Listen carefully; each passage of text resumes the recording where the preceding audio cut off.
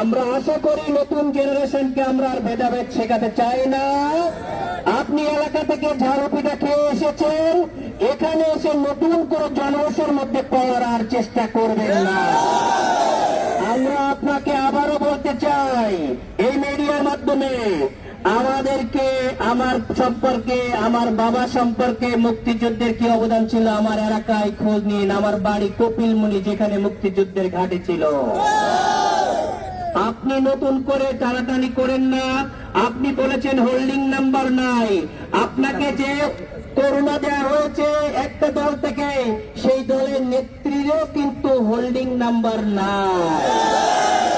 সেই দলের নেতারও কিন্তু একটা হোল্ডিং নাম্বার নাই।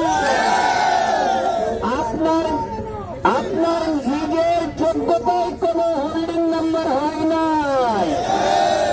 আপনার বাবা কিছু করে গিয়েছিল, কিন্তু বাবাও কিভাবে করেছে জনগণ এখন সবই জানে। আপনার বাবার যে চিনি অনেক পছন্দ সেটাও জানে। আপনি যে অত্যন্ত ঘুম ভালোবাসেন, মাঝে মাঝে কিছু খাওয়া দাওয়াও করেন, সেটাও জনগণ জানে। আমরা